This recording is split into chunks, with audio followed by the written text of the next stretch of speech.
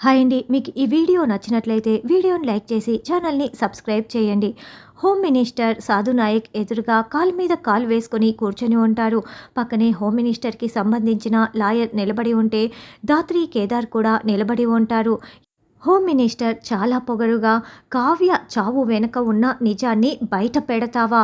నేను ప్రాణాలతో ఉండగా నువ్వు ఏ నిజాన్ని కూడా బయట పెట్టలేవు.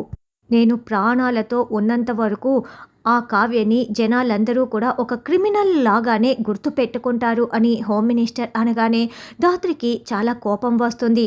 రేయ్ అంటూ వెంటనే రివాల్వర్ తీసి పాయింట్ బ్లాంక్లో తలపై గురి పెట్టేస్తుంది. ఇంకొక్కసారి కావ్య గారి గురించి ఒక్క మాట అన్నా కూడా నేను చూస్తూ ఊరుకోను అని రివాల్వర్ గురిపెట్టి దాత్రి వార్నింగ్ ఇస్తూ ఉంటుంది. మళ్ళీ మళ్ళీ అదే మాట అంటాను, ఏం చేస్తావు నువ్వు అని ఆదికేశవ పొగరుగా ప్రశ్నిస్తూ ఉండటంతో, మీరన్నట్లుగానే ఇక్కడి నుంచి మీరు జైలుకి వెళ్తే క్రిమినల్స్ లాగానే శిక్ష అనుభవిస్తారు.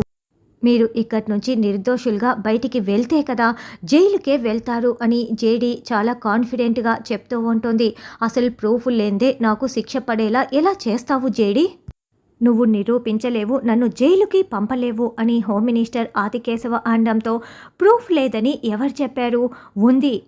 మీరు ఇన్స్పెక్టర్ కావ్యని చంపారు అనడానికి నిజాయితీని నిరూపించే సాక్ష్యం అక్కడ ఉంది చూడు అని జేడీ చూపిస్తూ ఉంటే, అప్పుడే ఆదికేశవ దేనినో నోరు తెరుచుకొని చూస్తూ ఉంటాడు. మరి ఆదికేశవ ఏం చూసి అంత షాకింగ్గా టెన్షన్ పడుతున్నాడు అన్నది రానున్న ఎపిసోడ్లో తెలుసుకుందాం.